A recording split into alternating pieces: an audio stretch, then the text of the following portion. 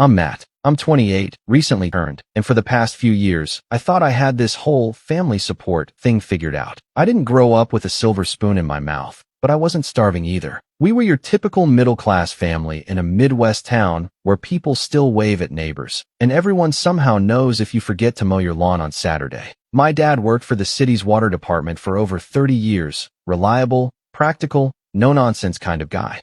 My mom stayed home until my little brother, Brian, started high school, then took up a part-time receptionist job. They raised us with the idea that family sticks together no matter what, that helping each other out is just what you do. I bought into that hard. I believed in it. Maybe too much. I bought my first home at 25.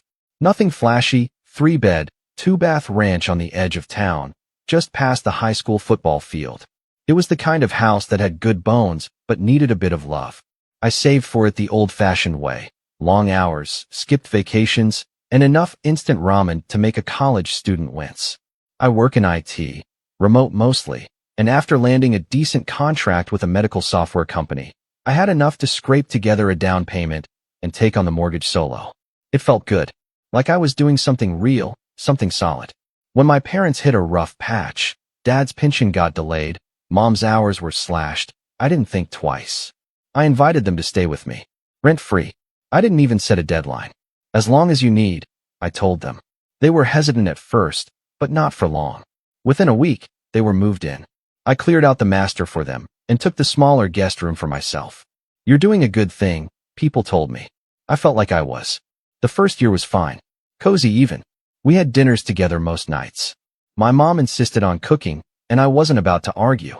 I actually liked having them around. Mom's lasagna, Dad's occasional help fixing up odd things around the house. Brian visited sometimes on weekends, usually with laundry in hand or a new story about how college is just a scam anyway. He was 20 then, still bouncing between majors, still figuring things out. My folks always babied him, but I chalked it up to being the youngest. By year 2, things started to shift. Slowly, quietly, like a crack in the foundation you don't notice until it starts leaking. My parents got comfortable. Too comfortable. My fridge started looking like a community pantry.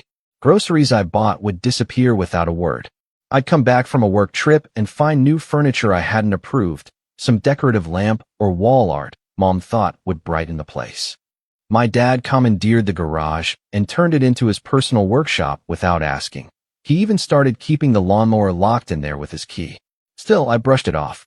I told myself it was temporary, that they were grateful, just showing it in their own way.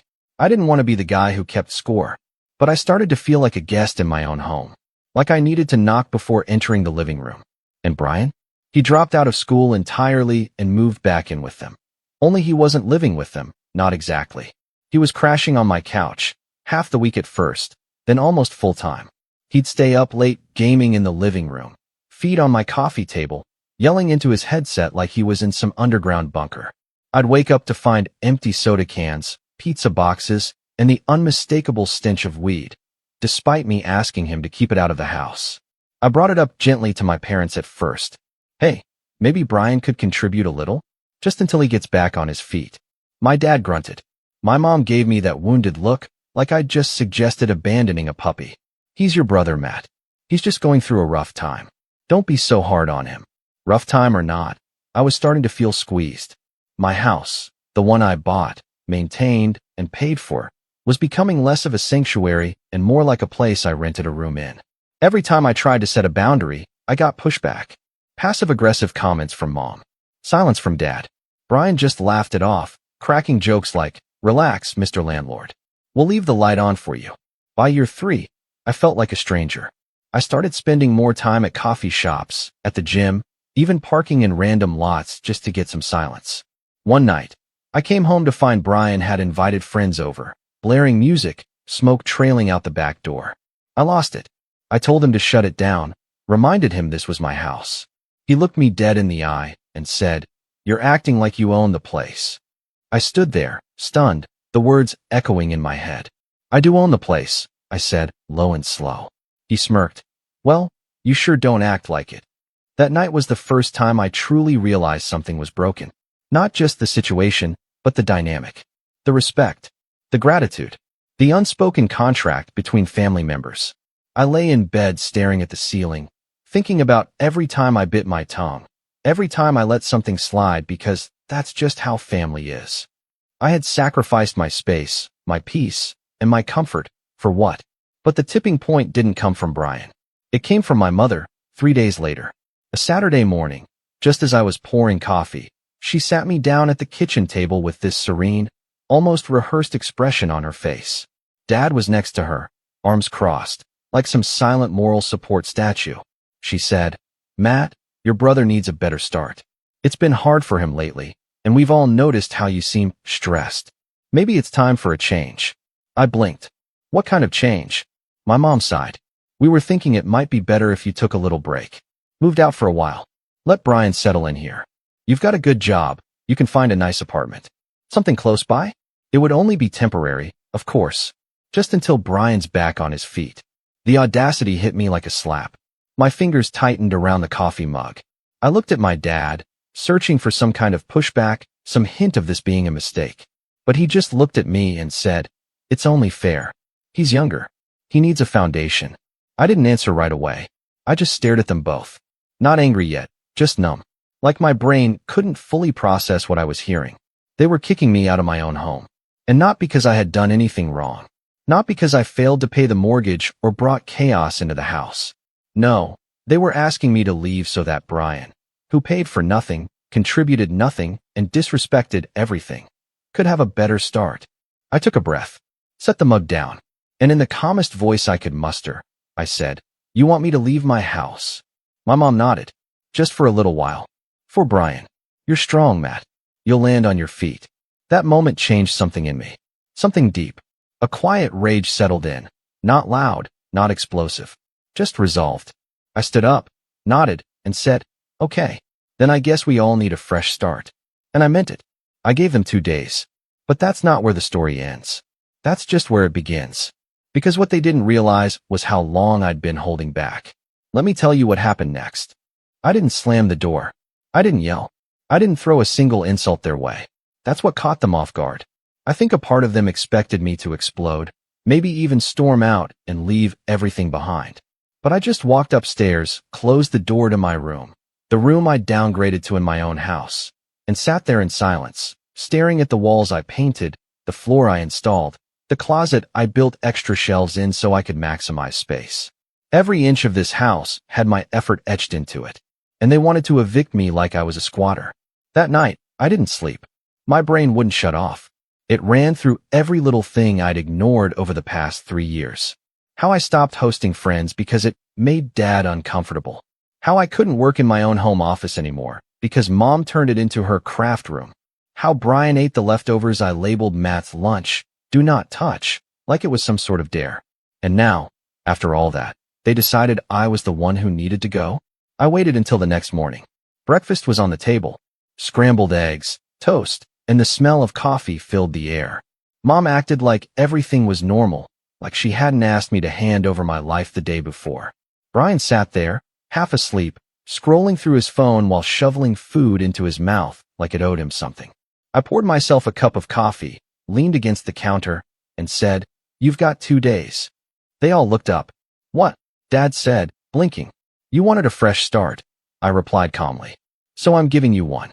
You have 48 hours to pack your things and find somewhere else to live." Brian scoffed. "Wait, are you being serious right now?" Mom stood up, voice already shaking with disappointment. "Matt, this isn't what we meant. You're being irrational. We weren't kicking you out. We were asking you to help your brother." I shrugged. "And I'm choosing to help myself." I left the kitchen before the argument could erupt. I wasn't in the mood for manipulation or fake tears. I went to work, closed the door, and turned off my phone. I didn't want to hear excuses. I didn't want to second-guess myself.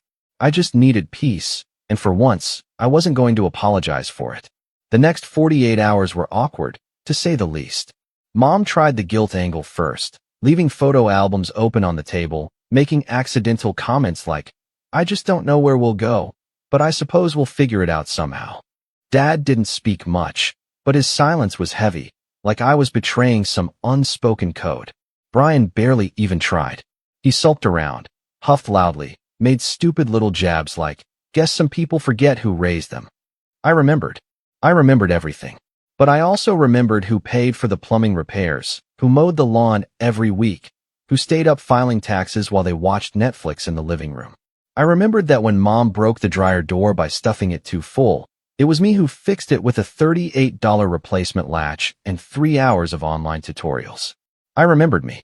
When the 48 hours were up, I walked downstairs and found Mom still unpacked, Dad sitting with his arms crossed, and Brian lounging like it was any other day. I wasn't kidding, I said. I need you all out. Today. Dad stood up. You'd throw your own family onto the street. I gave you 3 years of free living, I replied. I didn't charge rent. I didn't ask for help with bills. I didn't even ask you to respect my space. But asking me to leave my own house. That was the line. You crossed it. Now it's your turn to figure things out. That afternoon, they left. Begrudgingly. Not without muttering dramatic farewells and bitter glances. I could tell Mom thought I'd cave at the last minute. She kept pausing, staring at me, waiting for some emotional breakdown. It never came. I held the door open, watched them leave, and then I locked it. I thought that would be the end of it. That maybe a few weeks of space would cool everything off. That they'd come to understand why I made the choice I did. But I should have known better. A week later, I got a call from my aunt. Matt, honey, I just wanted to let you know your parents are staying with me for a bit. They said you kicked them out to sell the house and move out of state. I blinked. What? I know. That's not even close to true. She sighed. I didn't think so. But your mom's been telling everyone you've changed. That you're cold now. Ungrateful. That she and your dad sacrificed so much, and now you've abandoned them. It was like a punch to the gut. I hadn't even had time to breathe after finally getting the house to myself, and already the smear campaign had started. I thanked my aunt for the call, then sat on the couch Brian used to hog, and just stared at the wall. They were painting me as the villain. But I still held out hope. Maybe it was all heat of the moment. Maybe they just needed time. I was wrong. The real betrayal came 2 weeks later. I was scrolling through my emails, trying to get ahead on some contract work, when I saw one from my mortgage provider. Subject line, mortgage transfer request. I frowned and opened it. Apparently, someone had attempted to transfer the mortgage deed to another name. Brian's. At first, I thought it was some kind of scam. But the document was real. It listed my property, my loan number, my address. And the signature? My father's. He'd tried to sign over my mortgage without my permission. I froze. For a full minute, I couldn't breathe. My hands trembled as I reread the email. How was that even possible? They didn't own the house. They weren't on the title. But there it was, an official request, with a forged signature, attempting to switch ownership of my home. I called the mortgage company immediately, explained that this was fraudulent, that no such transfer was authorized, and they assured me no changes had been made. But the fact that they'd tried? That broke something in me. I called my dad. Straight to voicemail. Then I tried Mom. She picked up. Matt, she said, her voice all sweet like nothing had happened. Are you okay? Did you really try to give Brian the house? I asked, my voice low. Silence. Matt, I think you're misunderstanding. Don't, I said, cutting her off. Don't lie. I saw the paperwork. I saw Dad's signature. Her voice faltered. We thought maybe it would be easier. For you. If Brian took over. You're always traveling for work, and you said you wanted a fresh start, so we assumed. You assumed what? I snapped. That you could steal my house. We weren't stealing, Matt, she said, defensive now. You weren't using it properly. It was chaotic. You were angry all the time. Brian needs structure. A home base. You're grown. You're successful. You'll land on your feet. Those words again. You'll land on your feet. Like I was some cat being tossed out a window. I hung up.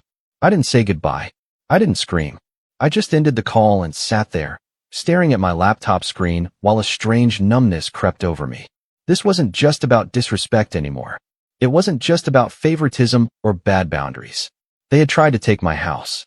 They saw what I built. Every brick, every light fixture, every damn cabinet handle I installed myself, and decided it should go to Brian. Because he was starting out. Because he needed it more. Because I was strong, and he was weak, and somehow that meant I owed him everything. That night, I didn't sleep again. But I wasn't tossing and turning like last time. No, this time was different. I was planning. Something inside me had shifted. Not rage. Not revenge, yet. But clarity. Cold, focused clarity. Because if they thought they could take my house, then they hadn't even begun to understand what I was capable of when I stopped holding back. And believe me, I had stopped holding back. I didn't leave the house much in the days after the forged mortgage request. I couldn't. Every time I stepped outside, I worried I'd see their faces. My parents. Brian. Maybe at the gas station. Maybe down at the diner Mom used to go to every Thursday. Maybe on the street, standing in front of my house like they still belonged there. That was the worst part. How wrong it all felt. How inverted. They were the ones who'd used me, lied to me, tried to steal from me. And yet I was the one hiding inside like a fugitive, blinds drawn, coffee going cold in my hand. I kept telling myself I was just processing, just taking time to breathe. But the truth? I was shattered. Not on the outside. I still looked like me. Still shaved. Still worked. Still made polite small talk with clients during Zoom meetings like nothing had changed. But inside, I was floating in this hollow space where all the certainty I'd once had about my family, about loyalty, about what it meant to be a good son, was just gone. And that was the real loss, I think. Not the attempted mortgage fraud. Not the betrayal. It was the death of the story I'd told myself for 28 years. The one where I believed family came first. That if I gave enough, loved hard enough, they'd always be in my corner. That being the responsible one meant something. That it mattered. Turns out, it just made me the easiest target. It didn't take long for the rumors to start spreading. Small town. Big mouths. My mom had always been the kind of woman who made casual comments at church that just happened to frame her as the long-suffering saint. My dad, quiet as ever, backed her up by saying nothing, which somehow gave her more credibility. Before I knew it, neighbors I'd known since childhood were looking at me like I'd gone cold. Like I was the ungrateful one. I'd get these half-frowns at the grocery store, polite nods with no eye contact. Even my barber, a guy I'd tipped well for 5 years, asked, "So, you really kicked your folks out over a disagreement?" I wanted to scream. Or disappear. Or both. But I didn't. Instead, I shrank. Quietly. I stopped going to the gym. Started ordering groceries online. I worked weird hours, avoiding sunlight. At night, I'd find myself just sitting, staring at the walls, remembering, replaying conversations in my head where I stood up for myself better, clearer, earlier. Ones where I didn't let things slide. Ones where I didn't confuse being agreeable with being respected. But those conversations never happened. Not in real life. And no matter how much I rewound them in my head, they wouldn't fix what had already broken. It got to the point where I stopped answering calls altogether. Even from friends. Even from Dan, who I'd known since high school. He showed up at my door one Saturday afternoon with a six-pack and that look guys give each other when they know you're not okay, but don't want to say it directly. "Still breathing in there?" he asked, raising an eyebrow. I forced a smile. Barely. He didn't push. Just dropped onto the couch and cracked open a beer. We didn't talk about what happened. Not at first. We just sat. Watched a basketball game neither of us cared about. Laughed at a dumb ad. Then, during a quiet stretch of the second quarter, he said, "You know you didn't deserve any of that, right?" I didn't respond right away. I just stared at the screen. "I'm serious," he added. "You're one of the most solid people I know. And they treated you like a free ride. That's not your fault, man. That's on them." Something about the way he said it, the finality of it, stuck. It was the first time in weeks that I felt like someone saw what I'd been going through. No spin. No manipulation. Just the truth. Dan didn't stay long. Just enough to check in. But after he left, I did something I hadn't done in months. I stood up. I walked into the guest room, my room now, and grabbed a cardboard box that had been sitting in the corner collecting dust. Inside were the business cards, the notebooks, the sketches and outlines for an idea I'd shelved years ago, my own consulting firm. It had always been a someday plan. I was too busy, too settled, too comfortable. But comfort had turned to rot. And now, I had nothing left to lose. The next few weeks weren't glamorous. I worked like a man possessed, 16-hour days building a website, registering an LLC, filing paperwork, creating branding, pitching myself to clients. I reached out to every contact I had in IT, consulting, even small business owners I'd helped in the past. Most ignored me. A few didn't. That was enough. Slowly, quietly, I started rebuilding. One contract at a time. One small project. Then another. Then a retainer. I brought in more than I had during my last full quarter of corporate work. It wasn't flashy. I wasn't posting about it online. I didn't need to. because every step I took forward made the bitterness fade just a little bit more. I reclaimed my office, painted over the pastel green Mom had chosen, and replaced it with deep navy blue. Sharp, clean, mine. I sold the old couch Brian had destroyed with energy drinks and grease stains, and bought a sleek leather one. Black, minimalist, untouchable. I even turned the master bedroom into something out of a luxury Airbnb listing. New bed, new lights, blackout curtains. The works. Not for anyone else. For me. Because for the first time in years, I wasn't building a life for anyone else to crash into. I was building it for me. And bit by bit, the silence that used to haunt me became peace. Of course, they tried to claw back in. It started with a text from my mom. Hope you're doing okay. Your dad says hi. We're staying with Brian's girlfriend's family now. It's not ideal. Maybe we could meet for coffee sometime. I didn't reply. Then came the email. Matt, your father's birthday is coming up. We'd love to have dinner. Just the three of us. No drama. Please consider it. Still, I said nothing. Because I knew what they wanted. It wasn't forgiveness. It was access. They weren't sorry. Not really. They were uncomfortable. Displaced. Living in someone else's guest room. Likely overstaying their welcome again.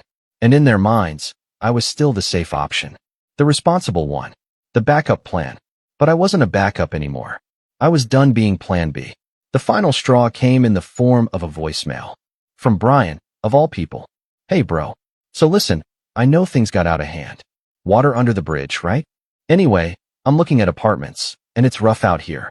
If you've got any space, just temporarily, I'd appreciate it. Could throw you some cash when I land a job. Just like old times. Just like old times. That line echoed in my head for the rest of the day. It was stunning, really, how someone could casually gloss over the wreckage they caused. How they could frame their own sabotage as a rough patch. How easily they assumed that the door would always be open. But this time, I didn't just ignore the message. I saved it. Because it was proof. Proof that no matter how much I gave, how much I forgave, they'd never change. They didn't see what they did as wrong. They just saw it as inconvenient. And that was the day I decided I wouldn't just move on. I would move forward. On my terms.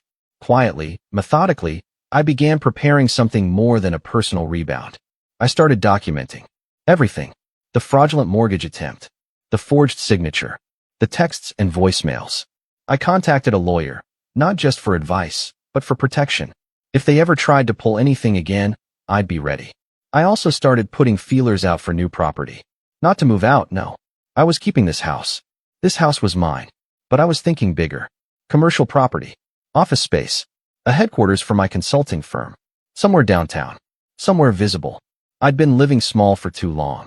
Hiding behind modesty and family obligation like they were virtues instead of cages. But not anymore. The fall had come. Now it was time to rise.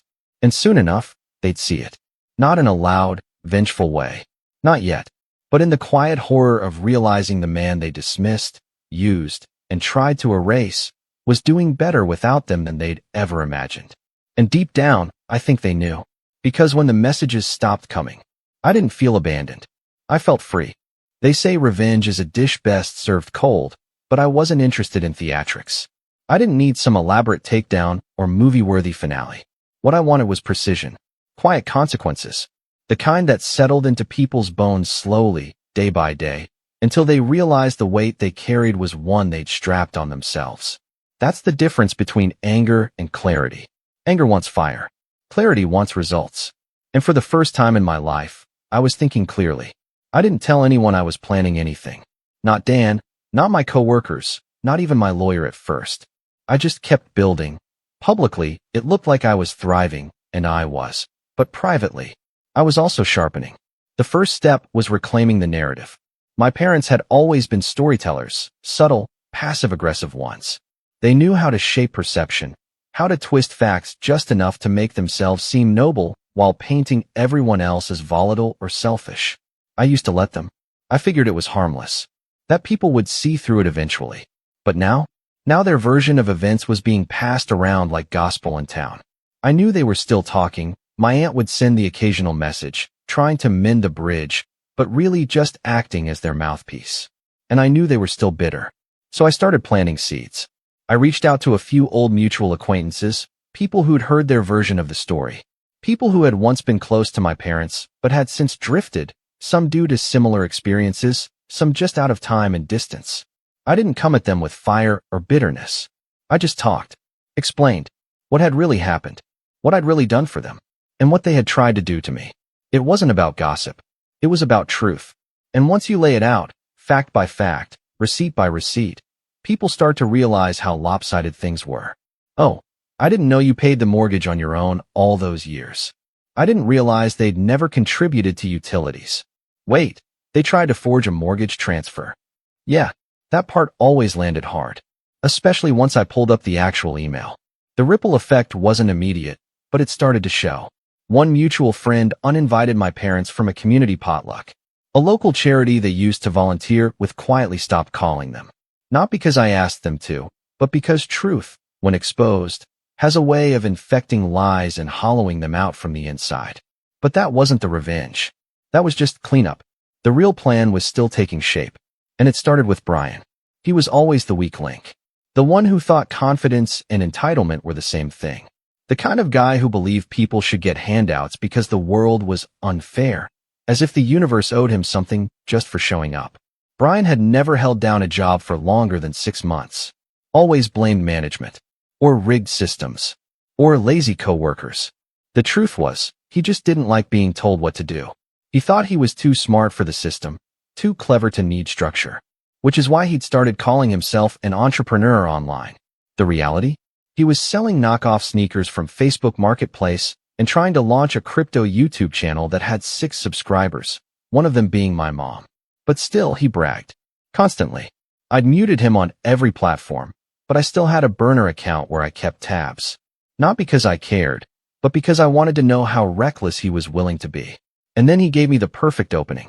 He posted a video, public, on his channel, talking about his newfound experience in property investment. He sat in the front seat of a borrowed car, wearing knockoff Ray-Bans, and told his subscribers about how he had once almost inherited a property, but gave it up for family reasons. Then he smirked into the camera and said, "But the next one? That one's gonna be mine." I watched it 3 times. I wasn't angry. I was amused. Because in that moment, I realized something important. Brian wanted the appearance of success more than actual success. He needed to look like a winner, and that made him vulnerable. So I called my lawyer. Her name was Lydia. She wasn't flashy, but she was smart. The kind of person who saw 5 moves ahead. I laid everything out for her.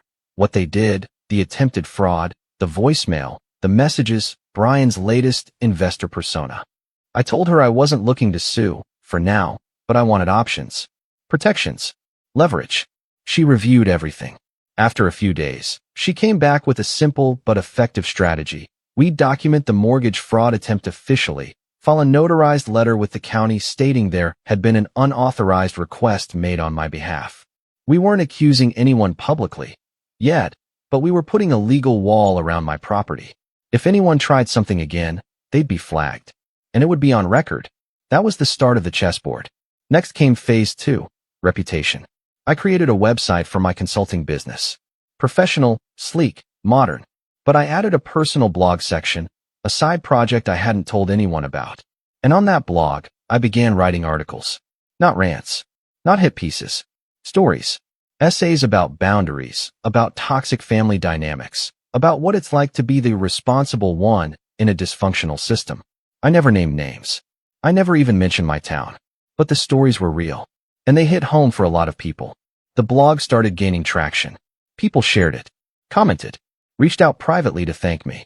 It even got picked up by a mid-sized self-improvement site that syndicated 3 of my posts. Suddenly, I wasn't just Matt, the guy with a messed-up family. I was Matt, the founder, the writer, the guy who got out and built something. And that made me dangerous. Because while they were stuck spinning their same tired web of manipulation and excuses, I was building a platform and a network. One of the people who reached out after reading one of my blog posts was a real estate agent named Jordan. She had been through a similar situation. Her brother tried to sue her over a shared inheritance, and we ended up grabbing coffee just to talk. Turned out, she knew Brian's girlfriend's family. "Oh, them?" she said, smirking over the rim of her latte. "Yeah, Brian's already wearing out his welcome. Thinks he's some kind of genius investor. Keeps asking her dad for a loan to start a flipping business. I nearly laughed into my cup. I didn't say much, just listened. But the more she told me, the more pieces fell into place. Brian had told everyone he chose to walk away from the house. My parents were still painting me as a cold, emotionally stunted son who lost his way in business and had become paranoid about money. And yet, none of them had moved forward. Not a single inch. They were stagnant, floating, hoping for a miracle, or for me to cave. So I started crafting one more plan. The kind of plan that doesn't make noise, but leaves an echo. I found a small commercial building for sale. Not flashy, just a 2-story brick space on the edge of downtown, previously used by a law firm that had since relocated. It had an office, a conference room, and, most importantly, an upstairs apartment. Perfect. I bought it in cash. Didn't even flinch. Then I announced my firm's expansion. Quietly at first, just an email to my growing client list, a soft launch post on LinkedIn, a few photos of the new office being renovated. It spread faster than I expected. Old friends reached out. Old enemies noticed. And then came the whispers. Did you hear Matt opened his own building? I thought he was struggling. Isn't he the one whose parents had to leave his house? Wait, he's running a firm now? I didn't answer any of it, because the setup was almost complete. But the final stroke? That came when Brian messaged me again. No apology. No accountability. Just a simple line. Hey bro, heard you opened a new office. Pretty cool. Got room upstairs? I could help out with some side stuff. Could be fun working together. That was when I knew they hadn't changed at all. They still believed I was a fallback. They still believed I had room. They still believed I'd forget. And that was going to be their biggest mistake. Because now I wasn't just rebuilding. I was preparing. Not for reconciliation. Not for forgiveness. But for the moment they'd finally see, with perfect clarity, what it looks like when the person you underestimated decides they're done being your foundation and starts building something without you. And I promise you, that moment was coming. Revenge, when done right, doesn't need an audience. It doesn't need to be loud, messy, or vindictive. It just needs to work. And when it lands, it shouldn't look like revenge at all. It should look like consequence. That was the mindset I carried into the final act. By the time I opened the doors to my new office, the transformation was complete. The building had been gutted and remodeled. Sleek floors, clean walls, sharp lighting. My firm, Mateo Consulting, had picked up 3 major retainer clients and a handful of small business contracts in the span of 6 months. I had a small team working with me now, a project manager, a web dev, and a part-time assistant. Upstairs, I lived like a king in a minimalist loft I designed myself. Simple, efficient, quiet. It was the kind of peace I hadn't known in years. I didn't make a big show of anything. No ribbon cutting. No launch party. Just progress. Just momentum. And they noticed. I heard from my aunt that my mother had started asking around about me again. Not directly. She'd never risk looking too curious, but through little concerned questions at church and community events. Is Matt doing okay? We haven't heard from him in so long. Poor thing, he's just so isolated now. But she knew. They knew. The whispers were getting louder. People in town weren't buying their story anymore, especially after the feature. A local business magazine had been doing a spotlight on new entrepreneurs revitalizing the downtown area, and Jordan, remember the real estate agent I met, put my name forward. I hadn't asked her to. She just thought I had a good story. The writer came by, took some photos, interviewed me about my career path, the firm, the renovation, even my philosophy on leadership and boundaries. It went live on a Wednesday. By Thursday morning, it was the top story on their homepage. The title?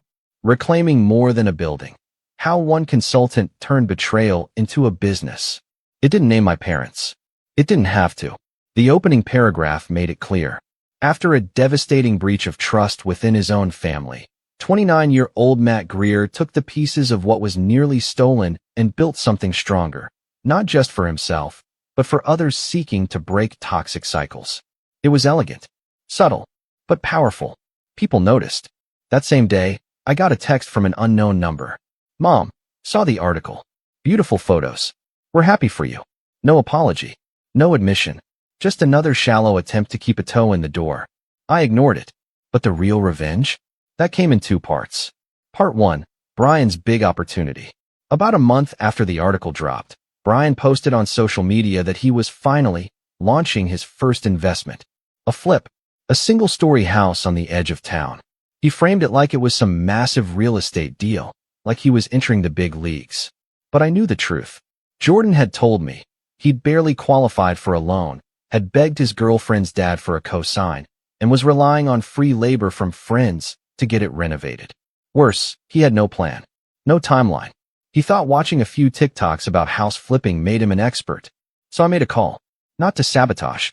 I didn't need to. I just called the city. I asked for a copy of the renovation permits Brian had filed. Turns out, he hadn't filed any.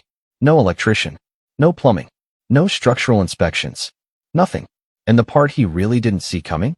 That house had a busted water main under the lawn, an issue flagged 2 owners ago, but never fixed because the house sat vacant. The city had flagged it as pending remediation, meaning any sale or major renovation required a full utility inspection and environmental clearance. But Brian didn't check any of that. He just jumped in. So when he posted that he was almost done with the renovations, I sent an anonymous tip to the city planning office. Just a screenshot of his post, location tagged, showing clear structural work without permits. They shut him down 2 days later. A city inspector arrived on site, documented multiple violations, and posted a bright red STOPWRK order on the front door. It derailed the entire project.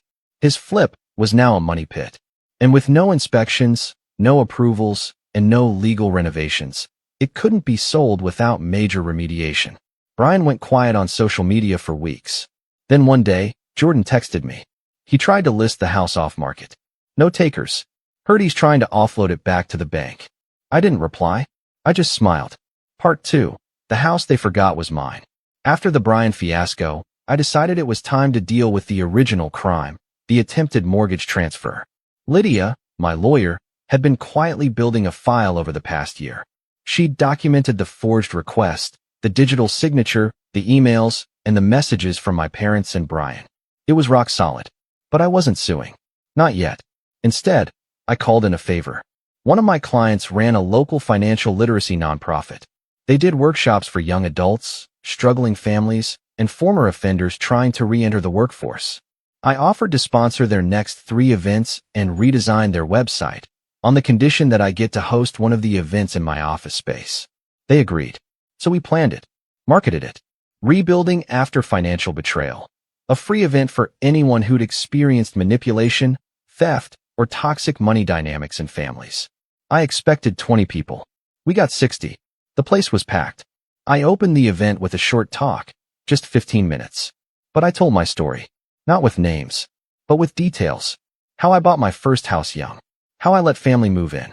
How it started with love and ended with them trying to sign the deed over without my knowledge. How I rebuilt. How I learned.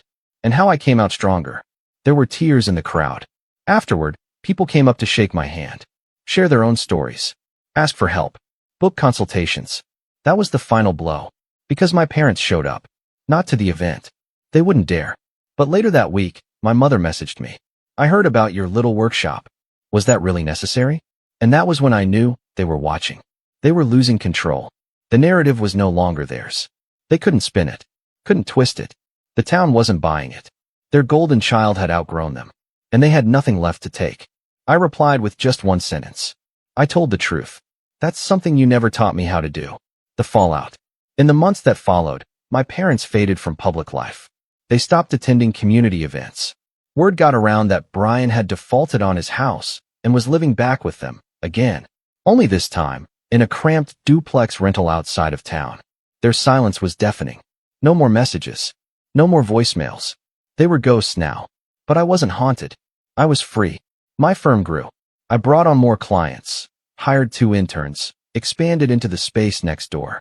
Jordan and I, well, we started seeing each other more often. She was sharp, grounded, and funny in that dry, I've seen some stuff kind of way. She never asked me to shrink. She knew I'd already spent too long doing that. One night, we sat on the rooftop of my building, watching the streetlights below, and she asked, "Do you ever miss them?" I thought about it. Really thought. And I said, "No, I miss who I thought they were." She nodded. "That's fair." And we sat there in silence, not because there was nothing left to say, but because I didn't need to say anything else. That chapter was closed. And the life I'd built was finally mine.